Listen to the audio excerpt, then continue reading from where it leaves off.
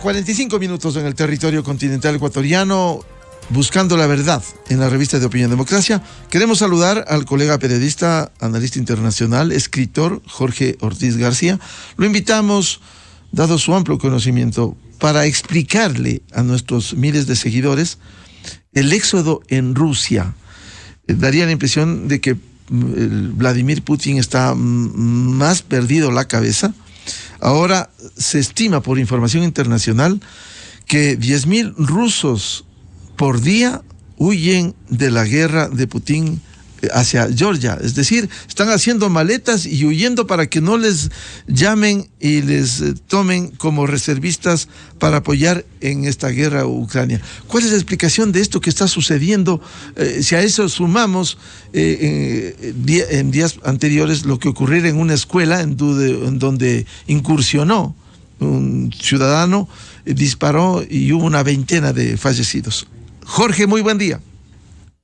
Hola Miguel, buenos días, gracias por la invitación. Es evidente que el ejército ruso ha demostrado en estos meses de guerra, un poco más de 7, una incompetencia que nadie anticipó, absolutamente nadie. Y el primero que no anticipó la incompetencia del ejército ruso fue su presidente, Vladimir Putin.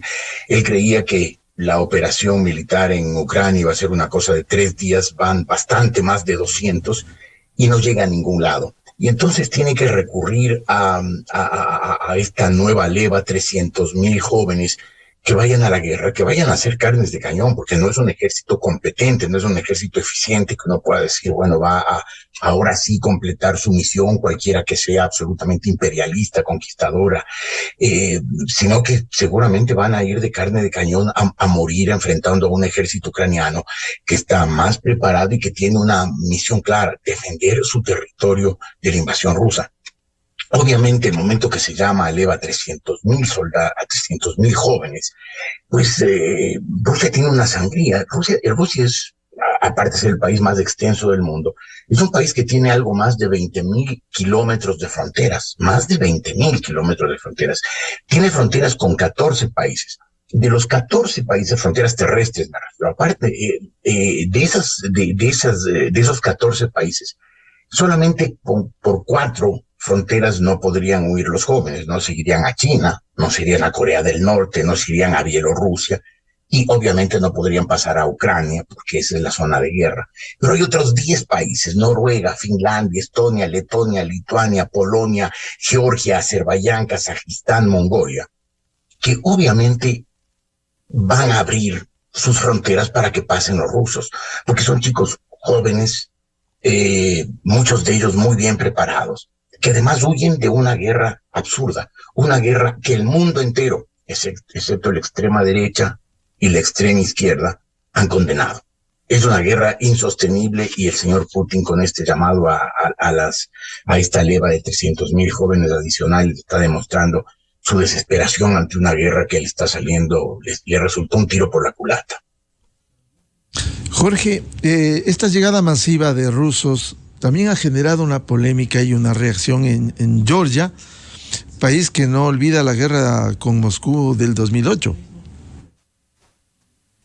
Y claro, es que los afanes imperialistas del señor Putin, como que mucha gente recién se dio cuenta que existían cuando en 2014 invadió la península de Crimea, pero antes de eso había establecido 2 ficciones de repúblicas autónomas en Osetia del Sur, Osetia del Sur y esto es en territorio georgiano. Y entonces obviamente pues se vio desde el año 2008, es decir, 8 años después de haber tomado Putin el poder, que él tenía afanes imperiales, quería restaurar la Unión Soviética, no el socialismo de la Unión Soviética, porque el señor Putin y todos los rusos que lo vivieron saben que el socialismo fracasó y que es irremediable, que no es un sistema que funcione bien, no ha funcionado bien en ninguna parte del mundo, en ninguna. Pero si quieren restaurar el tamaño de la Unión Soviética, el poderío, sobre todo el poderío militar de la Unión Soviética. Y el presidente Putin está enfrascado en eso. Pero parecería que en Ucrania cometió un error catastrófico, porque estos 4 referéndums que hizo hace 72 horas para a anexionar a Rusia cuatro regiones. Estamos hablando de Donetsk, de Donetsk, de Lugansk, que son las dos provincias grandes del Donbass ucraniano, más Zaporilla y más Gerson, dos lugares donde militarmente fue derrotado el ejército ruso.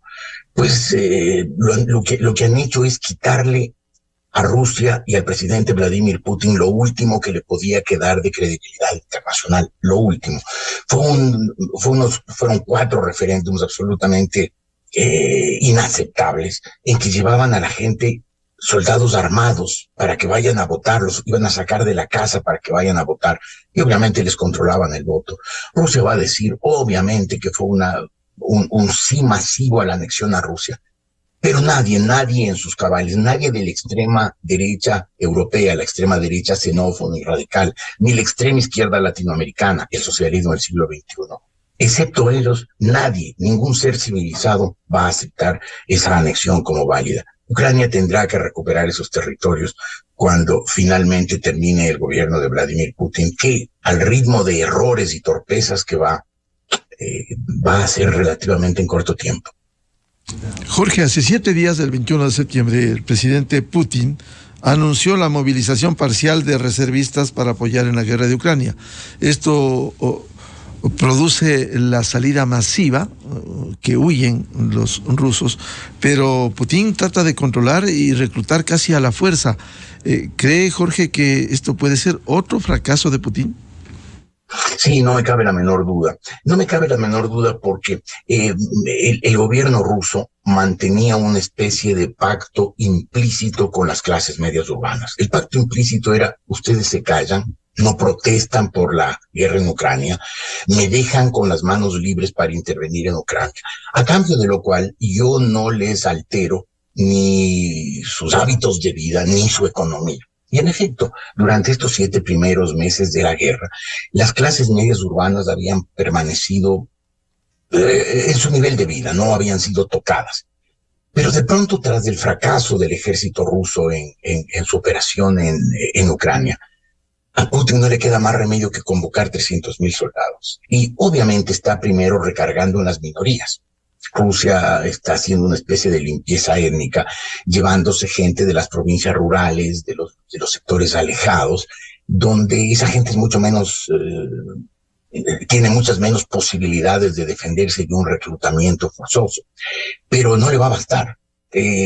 Calculan que en Rusia hay en las edades militares aproximadamente 1.200.000 personas reclutables, o sea, con entrenamiento, con conocimiento militar básico.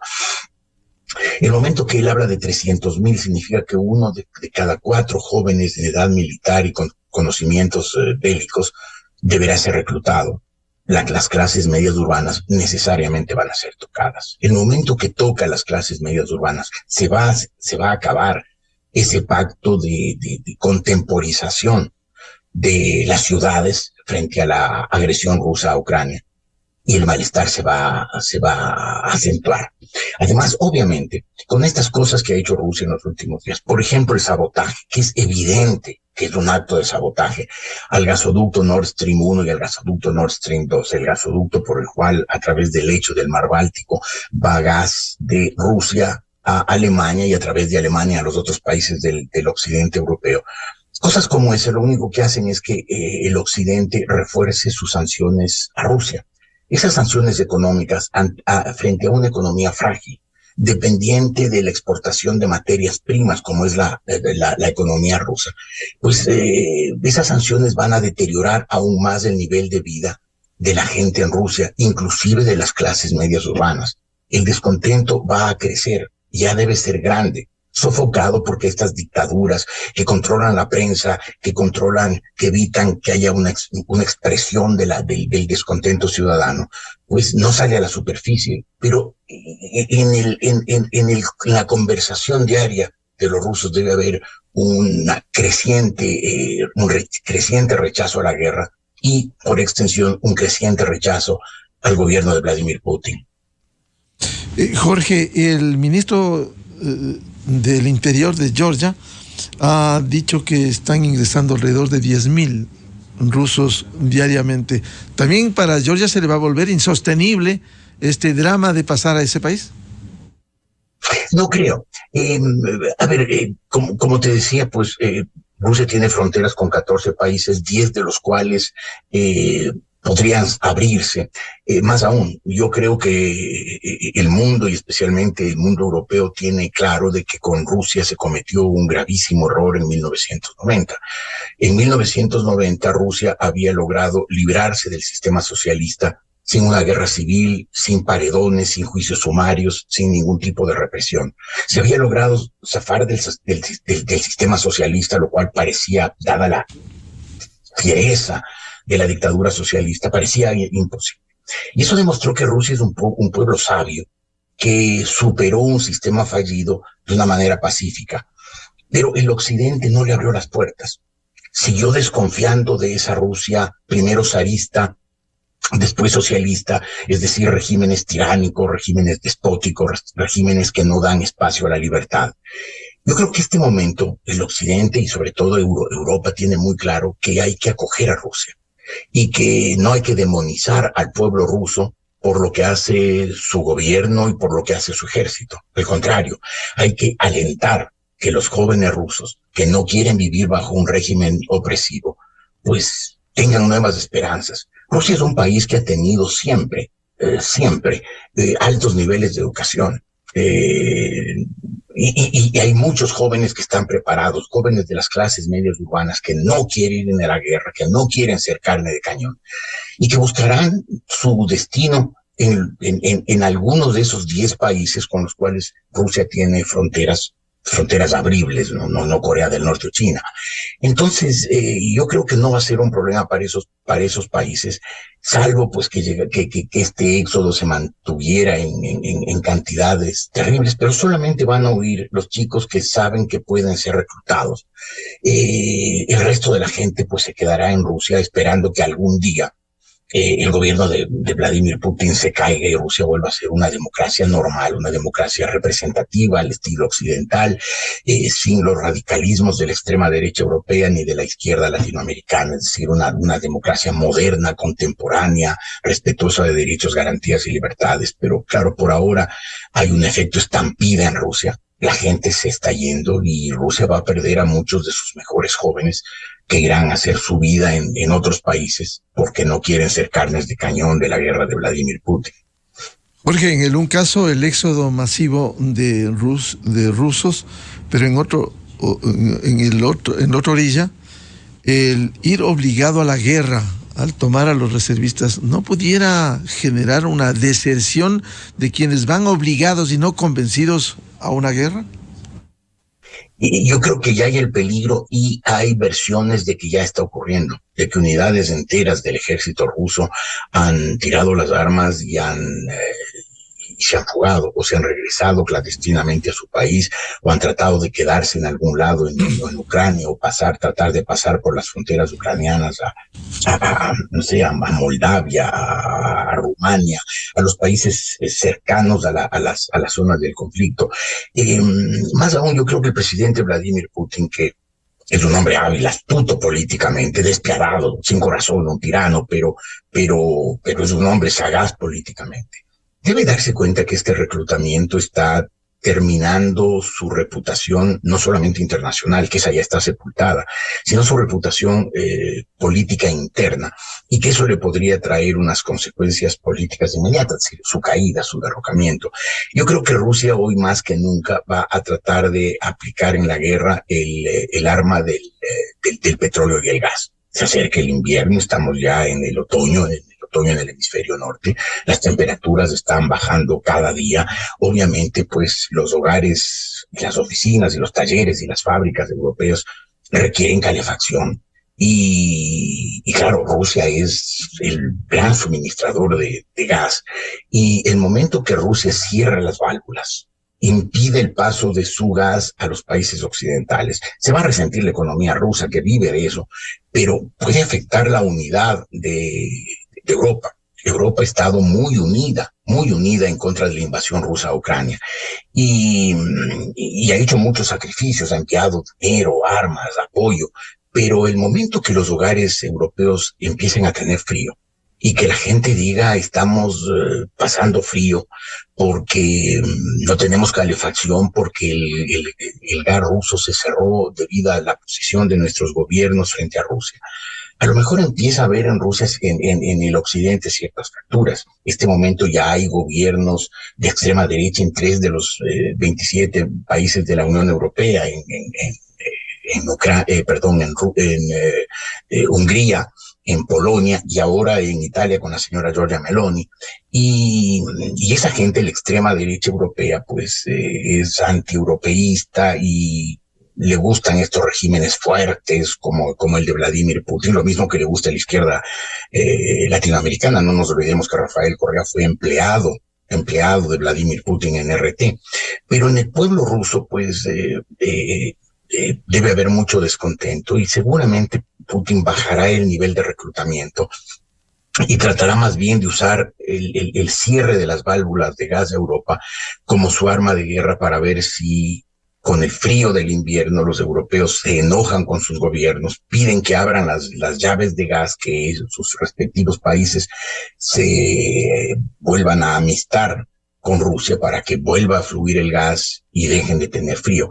Pero los gobiernos europeos han tenido la precaución de buscar fuentes alternativas de combustibles. No sé si lo hayan logrado en la cantidad necesaria y si lo logren hasta que llegue el invierno, estamos recién en el otoño, como para suplir las exportaciones rusas. Pero creo que Rusia, más que las armas atómicas, que dudo mucho que las use, creo que es solamente una bravuconada de Putin, y el reclutamiento de soldados que le va a traer a Putin consecuencias políticas. Yo creo que el arma va a ser cerrar las llaves del gas para matar de frío a Europa.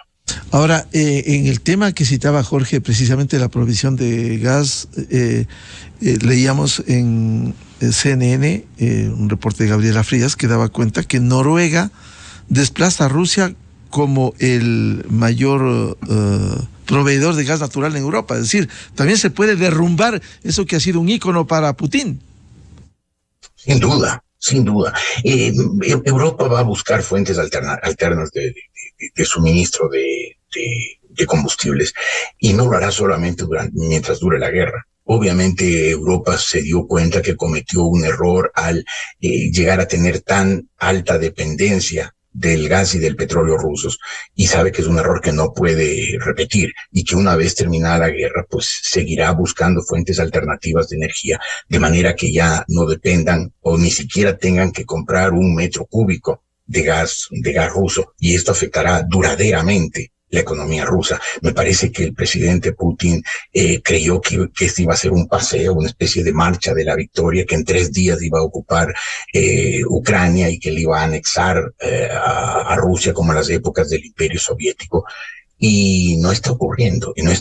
Creo que es un error de cálculo muy grave, que no solamente significará lo que ya ha ocurrido, la pérdida total de prestigio de Rusia, sino que a largo plazo la economía rusa se resentirá mucho y por lo tanto el nivel de vida de su gente.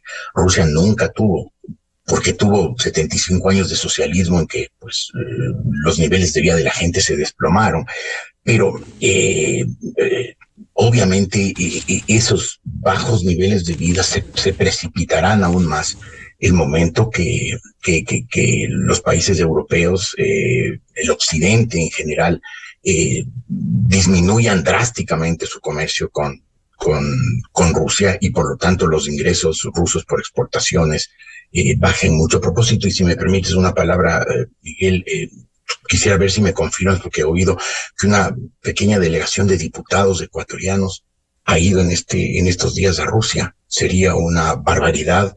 Sería pues el peor error que demostraría el bajísimo, el paupérrimo, el despreciable nivel intelectual, ético y político de algunos de nuestros congresistas. ¿Tú sabes algo de esto? No, realmente no podría confirmar. Habría que verificar con responsabilidad, pero si es de eso, coincido con tu opinión. Creo que hay que averiguarlo porque si ha ocurrido, sí, desde luego. Insisto, no sé si ha ocurrido, oído estas versiones. Sería un acto absolutamente despreciable que un grupo de diputados ecuatorianos se fueran a Rusia en medio de una guerra, de una invasión rusa a un pacífico país vecino. Claro, de ser cierto, no sería nada raro en esa asamblea mediocre que cometan un hecho de estos, sin ningún tipo de cálculo. Sería un reflejo de lo que sucede en esa asamblea. Ahora, Jorge, a estos personajes como Vladimir Putin, les importa poco su imagen, como les ha importado en América Latina a los autoritarios. Les importa poco lo que hacen, la repercusión en Rusia, la reacción de los jóvenes, el éxodo de gran parte de su población. Les importa poco y sin duda a Putin le importa poco, pero le importa poco hasta el límite en el que su permanencia en el poder se vea afectada. Como te decía, había un pacto tácito, un pacto implícito del gobierno ruso con sus clases medias urbanas de no tocarlas, de no afectarles ni sus hábitos de vida, ni su nivel de vida, ni su economía, a cambio de silencio y apoyo a la guerra. Este momento, con este reclutamiento masivo, pues ese pacto se ha roto. Y en este momento ya incluso en las ciudades, ¿no? En los lugares apartados donde viven minorías étnicas que no pueden defenderse ni tienen capacidad de protestar sonoramente contra el reclutamiento. El momento que ese reclutamiento, que empiezan a llevarse jóvenes de Moscú, de San Petersburgo, obviamente el prestigio de Putin interno que tiene por el control que tiene de los medios, que es lo primero que hacen los autócratas, los déspotas, descalificar a los medios de comunicación para controlarlos y evitar que se sepa la verdad. Pues este momento en Rusia debe haber un sentimiento de malestar creciente. El momento que habla Putin, como ya habló, de la posibilidad de usar armas atómicas, lo que le está diciendo a su pueblo es: a lo mejor nos metemos en una guerra nuclear. Y meterse en una guerra nuclear es correr el riesgo de desaparición como pueblo y como nación. Entonces yo creo que internamente, incluso en el ejército ruso, debe haber enorme malestar, diciendo: Putin no es un comandante en jefe visionario, no es un jefe político que ve a largo plazo, que nos está metiendo en una guerra que se ha convertido en un callejón sin salida. Y entonces Putin hoy sí debe estar preocupado. Él seguramente, sus adláteres, sus secuaces más cercanos no le contarán toda la verdad de lo que ocurre, pero trasciende y llegan a enterarse, a pesar de que los gobernantes viven una especie de microclimas del poder en sus palacios, en el Kremlin en este caso. Putin es un hombre políticamente sagaz y debe darse cuenta que eso se está derrumbando, y que si se derrumba él puede terminar no solo derrocado, sino preso y enjuiciado y eventualmente ajusticiado porque él ha cometido crímenes de guerra.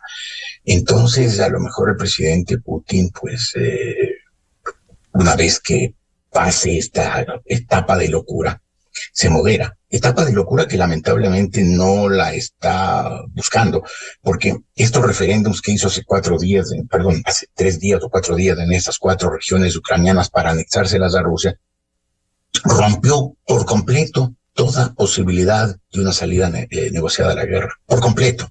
Le han arrebatado a Rusia, a Ucrania, casi el 20% de su territorio. El presidente Volodymyr Zelensky no hay manera de que pueda negociar con Rusia en estas circunstancias. Y por lo tanto, hoy por hoy, lo único que queda es la vía militar. En la vía militar, Rusia ha demostrado que no tiene un ejército competente ni una conducción política lúcida. Por lo tanto, esa guerra es una guerra sin salida, que hoy puede dispararse por todos lados. Insisto, no creo que se llegue a las armas atómicas, pero la escalada de una guerra convencional puede llegar a cualquier nivel. Bien, al escritor, analista internacional, periodista Jorge Ortiz García, muchas gracias por ilustrarnos siempre. Gracias, Miguel. Hoy en el tema del éxodo en Rusia y la situación grave de ese país. Muchas gracias, Jorge, muy amable. Gracias, Miguel. Muy amable. Con esto cerramos la jornada de entrevistas y de debates, la opinión diversa y libre en la revista de Opinión Democracia, de este miércoles 28 de septiembre. Le recomendamos, ya viene en Exa FM, el show de la papaya. Les deseamos un feliz miércoles. Felicidades a todos. Muy buen día. Miguel Rivadeneira en la revista de Opinión Democracia. Inicio de espacio promocional y publicitario. Celebra cada ahorro como un gol con la promo ahorro mundialista de Banco Pichincha. Por cada